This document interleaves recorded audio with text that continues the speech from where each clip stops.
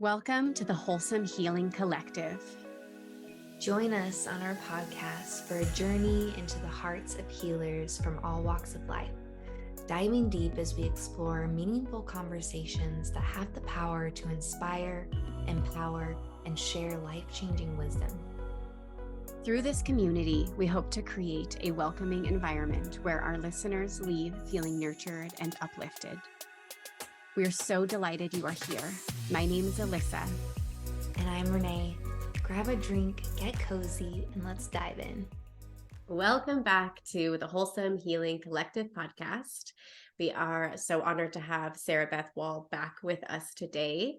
Sara Beth Wald is the author of the Redefining Love, as well as the founder of the framework. We spoke about that in a previous episode. I'll link that below. And she is a trauma-informed boundaries coach. And so our signature question, Sara, we asked you this last time, but I'd love to see if it's changed. What is your favorite self-care practice? Oh, gosh. Probably walking. That's what you said last time. I love it. It has stayed the same. Oh, good. Yeah. Yeah. Yeah, I do. Walking, if I don't get my walk, I'm not quite myself. So actually now that it's winter, it's always a little bit harder to get on my walks. So yeah, sometimes I even go up and down the stairs in my house just so I can move my body and walk. I love that. We've been doing that too. 3 minutes after dinner, we walk up and down the stairs. Yeah. Yep. Montana. Yeah, exactly. Well, and so many houses in Billings where we live are split level. We have 4 flights of stairs. So it's a good little movement session to do it. So and scenic. All those floors. So scenic. I love that. What have you been up to since the last time you were on our show? Oh my goodness. A lot of stuff. I did my TEDx talk, which has not hit YouTube yet, but it should be any day now. So I'm kind of excited, nervous about that. And I'm trying to remember what was going on for me last time. I'm still doing one-on-one coaching, but I am moving towards doing workshops. I'm doing parent empowerment workshops, and I'm doing workplace workshops to get workplaces more trauma informed, because our lives are taken over by all of this unresolved trauma. So that is my new mission, is to bring redefining love to the masses. I love that. That's a powerful mission. Yeah. Thank you. Yes, I'm excited about it. I'm very, very excited about where we're headed with boundaries, accountability, and grace. It's pretty exciting. Yes. So needed in the workplace too. I feel like it's coming around, and there's been a lot of improvements in the last 5 to 10 years, maybe, but there's still a lot of that old mentality of leave your trauma at the door, pretty much. And when you're here, we expect you to not be able to, to be able to segregate that completely, which is so difficult. Right. And I think that workplaces are kind of primed for it right now. It kind of found me more than I found it. It just became clear that people want to know this now. And I do think that that's a major shift. Our generation and younger we're a lot more aware of, and thanks to Brene Brown and her work, but we're more aware of how vulnerability is a strength rather than a weakness. And I've just really felt pulled towards educating people and on this larger scale at the workplace. And yeah, it's been really cool to see people be open to it. And you're right, there is still some resistance in certain areas, but it's a really great time to be doing this kind of work, because I think that it's being received in a way it hasn't been in the past. Yeah. Yeah, coming out of COVID, I feel like we all have some trauma from just different parts and pieces of what happened during COVID of 2020. That's not even like talking about trauma that we had in our past. That is just like recent and raw trauma that we all have. It's so needed to unpack that and work through that, especially in the workplace. I love that you're doing that. It's interesting how it almost feels like, and I'd be interested to talk to, like an old timer that's been through different collective traumas throughout a lifetime, because I feel like COVID was the first collective trauma that I had ever been a part of where everyone experienced the same thing.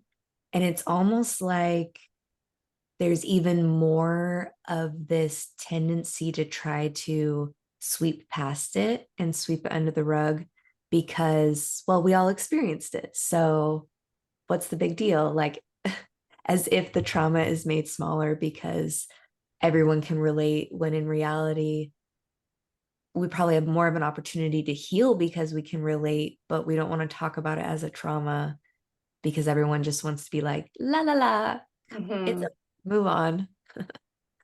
Yep, absolutely. I do find that the World War II generation, which is mostly, they're older now, but their kids are still in the workforce, and a lot of those lessons are still there, that we need to just move on. I have been pleasantly surprised to see the level of curiosity. I find when I approach it as a more of just an intellectual exercise of this is how your brain works, that it tends to resonate a little bit more with people who are maybe uncomfortable stepping into their feelings, but they do want to learn about how their brain works. And it's a great segue into tapping into some of those feelings if you take that path of educating first, and then I have had to get creative on how I explain how trauma shows up in the workplace, because it shows up in all of our interactions. We don't, as you said, we don't actually turn it off when you walk in the door. And I've been pleasantly surprised that the message has been fairly well received, most of the time. I love that approach. That makes total sense. And if I think back, I want to say that that was probably my doorway in as well, especially into meditation, which was my doorway into going deeper into my feelings and being introspective. But it was learning about the benefits and the potential and other people's experiences that made me curious to then dive deeper. So that totally makes sense. I love that. Yeah. Emotions as a physiological process versus emotions as just a bunch of feelings. It makes a difference if you approach it from that mindset. I know it makes a difference for me too. So I find it's an easier in. And there are so many people that like the sciencey side of all of this. So that really helps like give them that information, that education, like you said. I love that. Absolutely. Mm. So I think that's a pretty cool segue, that trauma in leading into something we're going to discuss today. So your favorite quote from Bruce Springsteen: "We are all ghosts or ancestors in our children's lives." And what does that mean to you?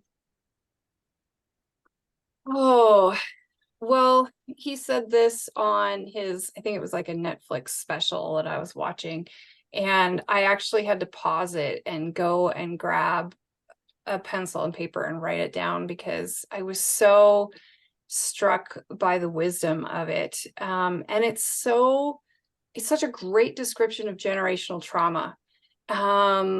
We are all ghosts or ancestors in our children's lives. And I would take it even a step further and say it's not just children, it's just all the people that we interact with. So my example that I use in the workplace is if someone is going through a really brutal situation at home, and it doesn't really matter what it is, maybe they have someone in their household who has a serious illness, or they're going through a divorce. It can be really anything, but they don't leave that at the door, and it does filter into at my age and the number of jobs I've had over the years and things, I can still think back on people who had some, clearly in hindsight, some really toxic trauma that they were carrying around with them that made them miserable to work with and genuinely impacted other people's lives in really, really negative ways. But I can also remember people who were they just seemed to they were just a light in the world, and they were a light in my life. And it always has to do with people who are approaching their life with intention and curiosity. So for me, what this quote means is that what we have, what our trauma, our big hard things, some people don't love the word trauma. And I can talk about how I define trauma too, but any of our big, hard, negative experiences that we have, they settle in and nest in our subconscious, and they're there whether we want to deal with them or not. And it's only if we make a choice to deal with it that we become ancestors who they look back on fondly, or versus ghosts whom haunt them and haunt their dreams and their memories. And the goal would be, of course, to be an ancestor versus a ghost. Wow. Yeah. I know Renee has something to expand on with that, like that quote that really touched her when we were talking about it before you hopped on. Do you want to share? Yeah, I when I read it, it definitely pulled on my heartstrings as well. And I've been thinking about this a lot lately with my niece, who is about to turn 9. And it really has taken me back being around her and getting this glimpse into this world of interactions and learning that I completely forgot that I went through at one point in my life. And it's kind of opened me up in this new way of just wanting to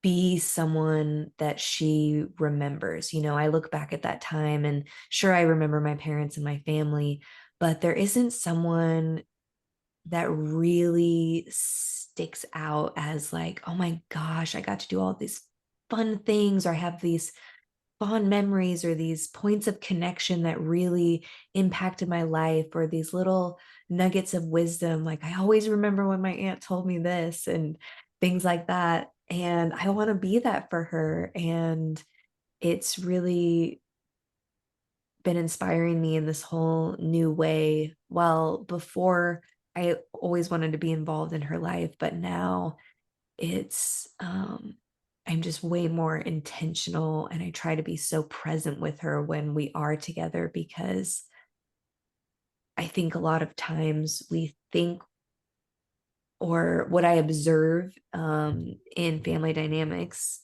a lot, is that people are so busy. They feel like they're around each other all the time, but the quality time when they're actually really present with each other is quite rare because life is so busy. So that's just really been stirring in my heart lately with her. And so that quote was just like, wow, that summarizes everything that I've been feeling lately all in one little tidbit. So that was really cool. Mm-hmm. Yeah, I have a good friend who loves the word legacy, and she talks all the time about, well, what kind of a legacy do I want to leave for my kids? And I love the idea of it, because it really is, it's an emotional legacy. And I think that sometimes we think about legacy as presidents or, prominent figures. But the truth is that we all leave some sort of legacy for the people that we come in contact with. And so yeah, that's kind of what this quote means to me. Is it's encouraging us all to try to leave the world better than we found it, and really think about our legacy and what it is that we are leaving behind. And it gets us out of our head a little bit. I think that we are all inherently, to a certain point, selfish. It's part of our survival instinct. So this quote also really focuses for me on community, and reminding us that we don't exist in a vacuum, and that our actions have consequences, which of course correlates to the accountability aspect of redefining love. It makes me think of one of my favorite quotes, which is, people don't remember what you say, they remember how you make them feel. And Absolutely. I try to remember that with my presence. Absolutely. I would love for you to share your definition of trauma for any new listeners tuning in for the first time, and just catching that definition from you. That would be great. Yes, absolutely. So trauma it's an interesting word, and it's an interesting concept, because when I began this journey, to create Redefining Love, I wanted, well, let me back up a little bit and say what Redefining Love is in the really short Cliff Notes version, in case people don't know. It is not about romantic love necessarily, although it can be. Redefining Love started as a blog that I was writing as I was processing my own trauma. And what I realized is that my definition of love was not serving me. It was not working in my life. I really felt like love had to be warm and fuzzy all the time. And if I didn't feel warm and fuzzy, I was doing it wrong. I was a failure at love. And I really wrestled with that idea that and it made me feel unlovable and unworthy. So I am a writer, and I'm a words person. So I decided I was going to redefine it and create a definition of love that left space for the big, hard feelings, and allowed for boundaries, and dissected love a little bit, so that forgiveness and trust and love were all different concepts. They are not all the same thing. So that's the summary of Redefining Love. It's based on what I call the 3 pillars of boundaries, accountability, and grace. So, so that's the background there. And then trauma. There is no consistent definition for trauma. You can go to the American Psychiatric Association. You can go to all of these different professional organizations, and every one of them has defined trauma differently, which at the time was a little frustrating for me. I wanted things to be really cut and dry. So I made peace with that, though. And I just thought, okay, well, I guess I get to define it how it resonates with me. So within the Redefining Love framework, I define trauma as both the inciting event, the tragic event, the painful event, say a car accident or abuse or bullying or whatever it is, a negative experience that leaves an imprint on your subconscious. And so trauma is the experience, but it's also the response. So 2 people can be in the same car and have the same accident, and one walks away and hardly thinks about it again, and the other one has nightmares and has to process their fear. The trauma has imprinted into their subconscious in different ways. And since we're all different, trauma is different for everyone. It starts you could go down a rabbit hole of resilience and what that means and how to build resilience and all of these things, but ultimately you have to start at the traumatic experience and figure out where you're stuck. So for me, trauma can be anything that gets your brain stuck. There are people who have different definitions of it that are a little less broad. But for me, the experience itself isn't as important as our reaction to it. And so with that in mind, I could get a paper cut and it could, in theory, traumatize me. That's a sign I would need to work on my resilience. But in theory, it could make you be afraid of paper going forward or something. So for me, it doesn't, I'm not really concerned with how it happened as much as I am concerned with how the messages that your subconscious took from the experience, if that makes sense. It does for me. Yeah, I think that really sums up everything that we learned about trauma in our training and makes it really just succinct and easy to kind of digest. Thank you. Yeah, it's the definition that made the most sense to me in my own journey. And then it's continued to resonate as I've worked with clients and groups with Redefining Love. Yeah, and I love the emphasis that what's traumatic for one person may not necessarily be traumatic for another person. Same event, even if we take COVID or 9/11 or World War II, not everybody might feel that same way as some people that were deeply affected. And then I think that creates a divide between us. Like, why are you so affected by COVID or this trauma that's lingering? And then we begin to judge each other, and that's not fair.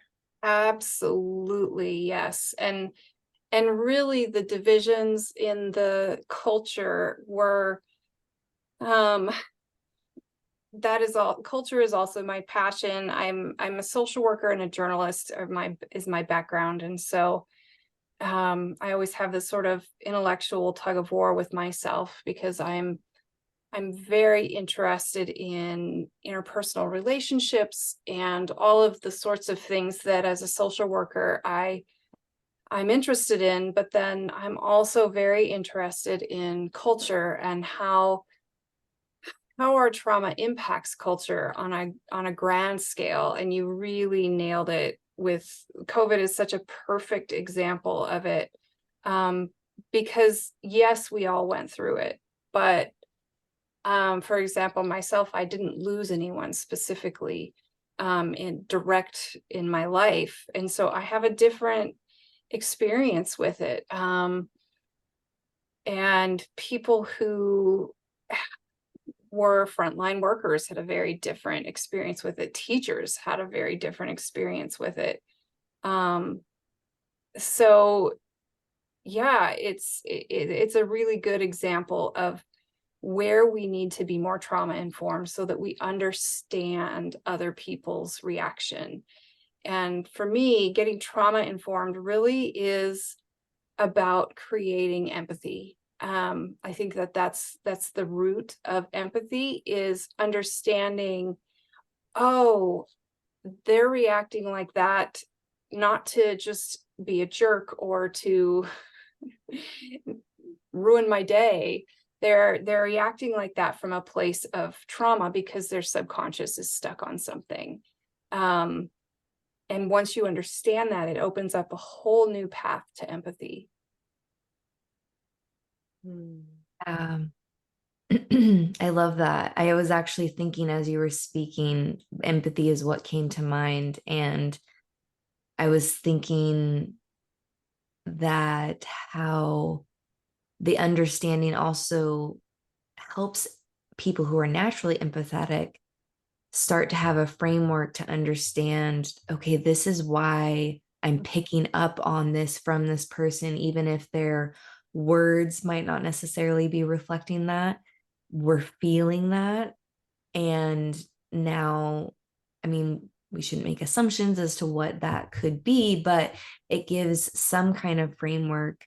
I know for a lot of my life, being a very sensitive person, I would pick up on a lot of those unsaid words and the unsaid story. And because I didn't know how to have those personal boundaries with my own energy and my sponge of picking up other people's stuff, I would just avoid it completely. Right. And I would avoid those people completely. But having that additional information and becoming trauma informed, as well as learning how to regulate my own energy better, I am now able to take that seat of observation and say, oh, I'm picking up on this, I'm feeling that. And my trauma informed can give me that framework of understanding. And I can now have those boundaries to be like, okay, I don't need to feel that. Or I feel it, but it's not mine. So I'm not going to take it on, and I can still interact with that person. So that's beautiful how that all connects with your pillars and your work with boundaries. And yeah, Mhm. all connects. It does. Empathy is such it's I love exploring empathy because it is a trauma response, but it's also a really, if you use it correctly, it can be an incredible relationship skill. And it's a trauma response because at some point we felt like we needed to become hyper alert and notice everything in order to protect ourselves and our psyche. But it's a skill, where, and I talk a lot about this with my clients because they tend to beat themselves up, and think, oh, why do I have to be this way? And so I like to reframe it and say, you know what? It's actually, it's a gift. And it's a skill, but yes, you have to set boundaries around it, as you were saying. And just because you can read the room doesn't mean you always have to read the room. And I think that understanding how your brain works and the why behind your empathy, behind who you are, really helps you set those boundaries and put some parameters around your own energy and the space that you take up in the world. Yeah, absolutely.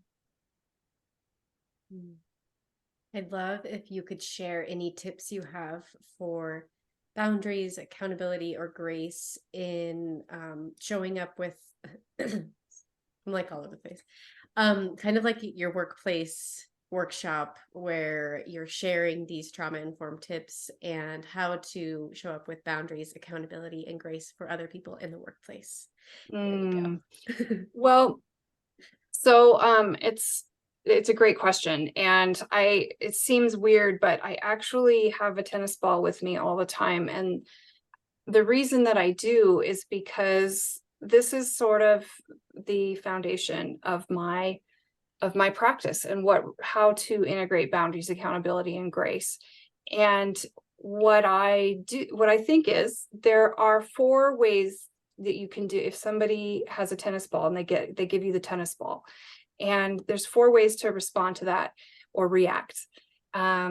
You can choose not to catch it at all and it just bounces off you, which would be ignoring someone or, just pretending that they're not there, a total denial. You could throw it at them as hard as you can and it could hurt. You could give them a softball and tell them exactly what they want to hear. Or you could hand them the ball and just make peace with it. And make sure that they catch it and that they understand. Every situation actually there are certain instances where you do want to throw the ball hard, where you need to defend yourself, either literally, physically, or verbally, and energetically. There are situations where you just let it bounce off you. It's okay to just let it bounce off you. There are situations where you do give the softball. I used to, in college, I worked at a bridal shop and it was really fun to sell wedding dresses, but it's also a really vulnerable thing. These people come in at this hugely emotional time in their life and they are changing clothes in front of all of these people, which brings up all sorts of body issues and awkward family dynamics and all these things. And what they really need to hear is just how beautiful they are. And so, that was a situation where I threw a lot of softballs because it really didn't matter what I thought. It mattered how they felt in their dress. And if they felt good, they were going to feel beautiful on their wedding day. So that's an example of when you would throw a softball. And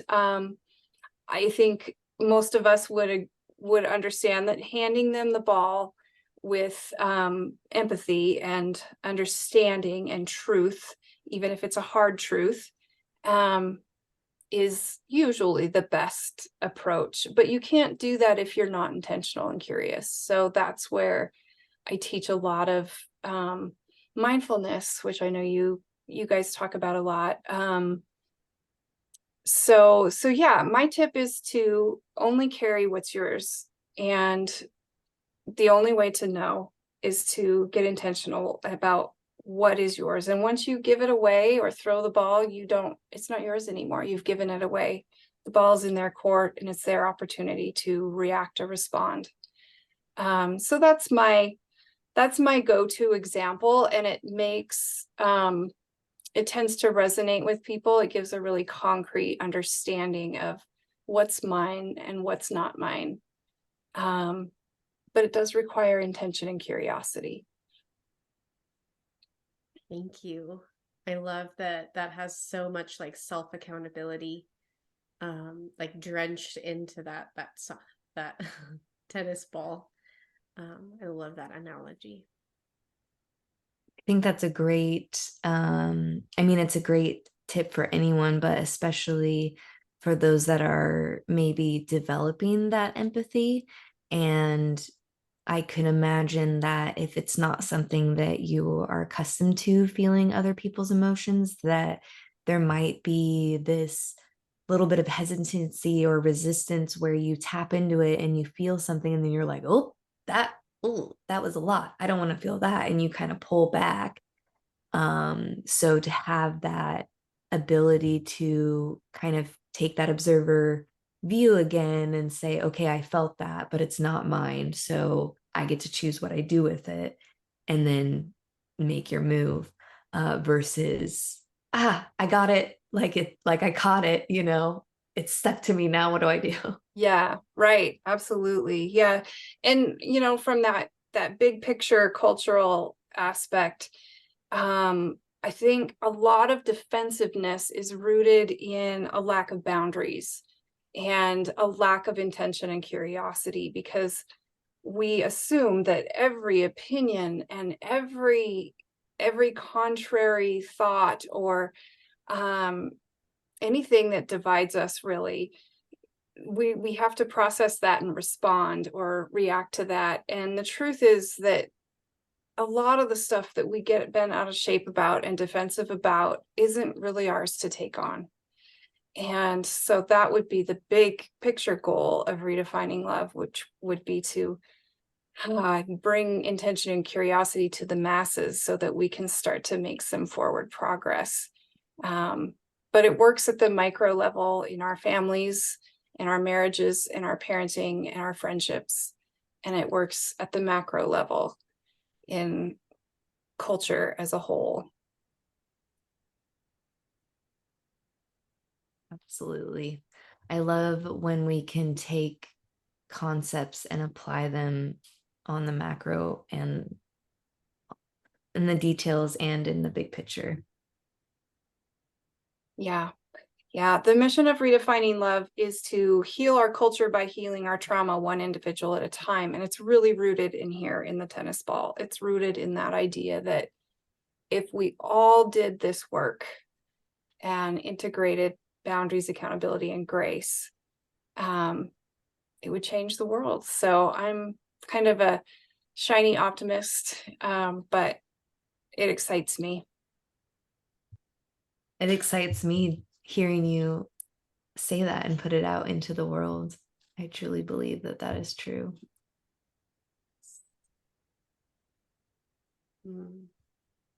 So wrapping up here, is there anything else you would like to share today, Sara? I think we dug into quite a few good things. So yeah, I'm good. Any questions, Renee? Anything else you'd like to add? I think we ended on such a great note. I love that parting message. Beautiful.